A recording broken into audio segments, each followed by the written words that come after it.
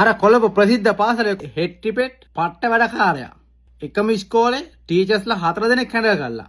පුත්තලම් බූරුවෙක් සල්ලි උඩ පීනන්න දරුව හැදුර දන්නේ ඌට හොඳ නරක කියලා දෙන්නේ නැත්තම්. ඌට තිබුණේ ඔක වීඩියෝ කරලා උගේ අම්මටයි තාත්තටයි යවන්න මෙන්න මේ විදිහට කරලා පුරුදු වෙන්න කියලා. උගේ අක්කලා නංගිලා ඉන්නවා උන්ට යවන්න තිබුණේ ඕක. යාළුවන්ට යවන්න නැතුව. ඒක තමයි ওই වීඩියෝ සමාජගත කරපු එක. මම ප්‍රාර්ථනා කරන්නෙම උඹේ අම්මා අක්කා නංගි එහෙම නැත්නම් කතාද බෙදලා උඹේ ගෑණි උඹේ දුව කවුරු හරි වේවා. ඔය වගේ ප්‍රශ්නකට මුහුණ දීලා මුළු ගෙදරම විනාශ වෙලා හැම එකාගේම ජීවිත නන්නත්තා වෙලා ඒව දිහා බල බල උඹ හූල්ල මැරිලා යන්න ඕනේ. මගේ ප්‍රාර්ථනාව ඒක. ඔක වීඩියෝ එක ලීක් කරපු එක. ඊළඟට අර ටීචර්ස්ලා ඔච්චර හොඳට ඉගෙනගෙන කැම්පස් ගිහිල්ලා ක්‍රියාකාරකම් කළා හොඳ ලකුණු අරගෙන ඔය වගේ හොඳ ඉස්කෝලේට ඇවිල්ලා හොඳ පෞල් ජීවිත ගත කරලා හොඳ මිනිස්සු හම්බෙලා දරුවෝ 3 දිනකටම දරුවෝ ඉන්නවා. ඒ ගෝලෙක් එක්ක හරි මොකෙක් හරි මිනිහා නැතුව වෙන මොකෙක් එක්ක ඔය දේ කරගත්තා. තමන්ට තේරුමක් තියෙන්න ඕන ෆෝන් එකෙන් අනිත් පැත්ත එක මොනව කරනවද දන්නේ නැහැ. වීඩියෝ ස්මාර්ට් ෆෝන් එකම දැන් ඉතින් රෙකෝඩින් තියෙනවා. වීඩියෝ කරගත්තොත් සමාජගත වුණොත් තමන් එක තරහ වෙලා ප්‍රශ්නයක් ඇති වුණොත් මොකද වෙන්නේ කියන එක තමන්ට හිතෙන්න ඕනේ. අවුරුදු ගානක් දුක් ඉඳලා හදාගත්තු රස්සාවත් ඉවරයි. තව ඉස්කෝලේ රස්සාව හම්බෙන්නෙත් නැහැ. 4 දෙනාගම පෞල් ජීවිතත් ඉවරයි. දෙමව්පියෝ සහෝදරයෝ හැම එකම ගෙවල් වලට වද්ද ගන්න පාරේ බහැලා ගිහිල්ලා ඉවරයි. විනාඩි 2ක 3ක ආස්වාදයක් වෙනුවෙන් මුළු ජීවිතේම ඉවර කරගත්තා. කාලා කන්නේ කරගත්තා. කැම්පස් ගිහිල්ලා ඉගෙනගෙන ඩිග්‍රී දාලා ওই තැන් වලට ගියාට වඩා හොඳයි ගාමන්ට් එකේ රෙදිම ඇහුණා. ලංකාවේ ඇති වෙච්ච පළවෙනි සිද්ධිය නෙමෙයි. ඔයිට කලිනුත් ඔය වගේ සිද්ධි ඉස්කෝලවල ඕන තරම් ඇති වෙලා තියෙනවා. ලංකාවේ ලෝකයේ අනිත් රටවල්වලත් එහෙම තමයි.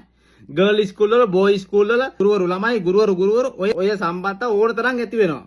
එළියට එකක් දෙකක් විතරයි සමාජගත වෙන්නේ. ආසන්නම සිද්ධියක් වුණා පහුගිය දවසක ඔය ඉස්කෝලේ නෑගම් කරන ඉස්කෝලේක ගර්ල් ස්කූල් එක ගෑල් ළමෙක් සල්ලිකාර පවුලක ගෑල් ළමෙක් පොඩි වයස ළමෙක් අර කාර් සෙල් එකක් කරන මිනිහෙක් හැමදාම ඉස්කෝලේ ගාමින් උස්සන් ගිහලා ඉස්කෝලේ යනකොට ගෙදර බස්සනවා. ගෙදර තියාගෙන සෙක්ස් කළා. ඔය එකක් දෙකක් විතර එළියට එන්නේ. දැන් මේ සිද්ධියේදී නීතිමය ක්‍රියාමාර්ගයක් ගන්න විදියක් නැහැ. එකක් දරුවා අවුරුදු 18ට වැඩි. අනිත් එක තමයි දෙගොල්ලොම සිය කැමැත්තෙන් වෙලා තියෙන. ඉස්කෝලේ ඇතුලේදී නෙමෙයි වෙලා තියෙන්නේ. ඉස්කෝලේ පිට වෙලා තියෙන්නේ. එතකොට මේකට නීතිමය ක්‍රියාමාර්ගයක් ගන්න විදියක් නැහැ. කරන්න පුළුවන් එකම දේ තමයි ගුරුවරු වෘත්තියෙන් අයින් කරන්න පුළුවන් ළමයා ඉස්කෝලෙන් අයින් කරන්න පුළුවන් එච්චරයි. හැබැයි විනාශේ පවුල් 4-5ක්ම ඉවරයි. නැත්තරම නැතු වුණා. දැන් අක්කෝ වහබීලා මැරෙන්න ඕන නැත්නම් වෙන පිටරටකට යන්න ඕනේ. මේ දේවල් නිසා තමයි කියන්නේ අධ්‍යාපන ක්‍රමය වෙනස් කරන්න ඕනේ කියලා. ඒක තමයි අධ්‍යාපනයේ මොඩුල්ලේ වෙනස් කරේ. ඒක තමයි 6 වසරේ ඉඳන් ලිංගික අධ්‍යාපනය පිළිබඳ ළමයෙකුට දැනුමක් දෙන්න හැදුවේ. හැබැයි මෙච්චර කාල හට කරපු දැන් විපක්ෂයේ ඉන්නේ එවුනුයි. උන්ට කඩේ යන එවුනුයි. සමහර සිවුරු දාගත්තු දේශපාලකයෝ ඔක්කොම එකතු වෙලා මේක අනිත් පැත්තට ගැහුවා. අවුරුද්දක් පස්සට දැම්මා. දැන් උඹලට තේරෙනවද රටේ ලිංගිකත්වයේ පිළිබඳ අධ්‍යාපනයක් නැතිකම මූලික දැනුමක් දෙන්නේ නැති එකෙන් මොන තරම් රටට හානියක් වෙලා තියෙද කියලා පුරවරු වෙලත් උන් පෞල් ජීවිතෙත් එක්ක විනාශ කර ගන්නවා කියලා උඹලට තේරෙනවද දැන්? අධ්‍යාපනයක් දෙන්න ඕන කියන්නේ ඕක තමයි. මේ මාසෙම හිඟුරාගොඩ පැත්තේ ওই වගේ සිද්ධියක් කරන් තියෙනවා ප්‍රසිද්ධ පාසලක 11 වසරේ ළමයෙක් එකම පන්තියේ කොල්ල දෙන්නෙක් එක්ක ඉඳලා යාළුවා තමන්ගේ කෙල්ල බෙදාගෙන සෙක්ස් කරලා 6 වසර 7 වසර වෙනකොට ළමයෙකුගේ දැනීම් හැඟීම් දැනන කාලේ. එතකොට ඒ කාලේට උන්ට ඇති ජීවිතය ඇති වෙන බලපෑම මොකද්ද කියලා උන්ට තේරෙන්නේ නැහැ. උන්ගේ ආසාව ඉටු කරගන්න මාර්ගයක් හොයනවා. එතකොට උන්ට එකෙක් කරනවද දෙන්නෙක් කරනවද උන්ට ඒක දැනුමක් දීලා නැහනේ.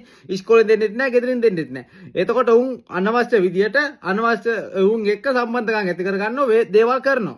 ජීවිතේ විනාශ කරගන්නවා. ඔකට මූලික අධ්‍යාපනයක් දෙන්න ඕනේ. කොහොමද ආරක්ෂා වෙන්නේ මොනවද කරන්න ඕනේ මොනවද නොකරන්න ඕනේ කොහොමද ඔබ වෙන්නේ සමාජගත කරුණක් මොකක්ද වෙන්නේ ඔහොම දැනුමක් දෙන්න ඕනේ. එහෙම දැනුමක් දුන්නාම තමයි උන් ඒකට ආරක්ෂක ක්‍රම භාවිතා කරන්නේ. ඕක දෙන්න හැදුවාම ඔය කාලකණ්ණි දේශපාලකයෝ සිවුර දාගත්තු සමහර කාලකණ්ණි ඕක දෙන්න දුන්නේ නැහැ. අවුරුද්දක් පස්සට දැම්මා එක වැරද්දක් නිසා. අවුරුදු 18ට අඩු ළමයි 2000කට වැඩිය රටේ දූෂණය වෙනවා. 10කට 12කට වැඩිය ගැප් ගන්නවා අවුරුදු 16ට ළමයි. අධ්‍යාපනයක් නැතිකම දෙනෝනේ වෙලා තියෙන වින්නහිය. ගුරුවරයෙකුටවත් ඒක දැනුමක් නැහැ හරියට. කසාද බඳලා ලොකු ළමයි ඉන්න අම්මන්නිලාටවත් තේරෙන්නේ නැහැ.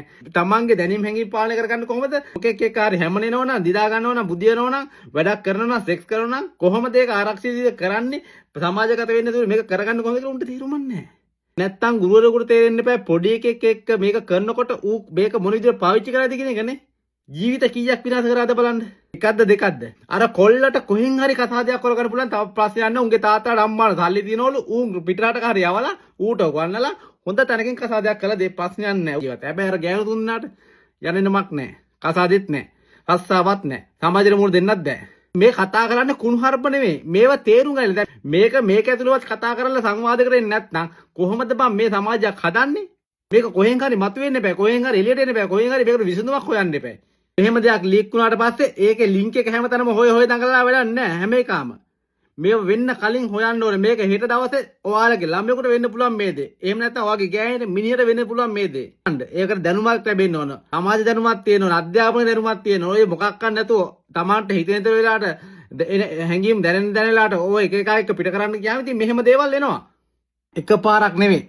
100,000 වාරයක් මිලියන වාරයක් හිතපල්ලා.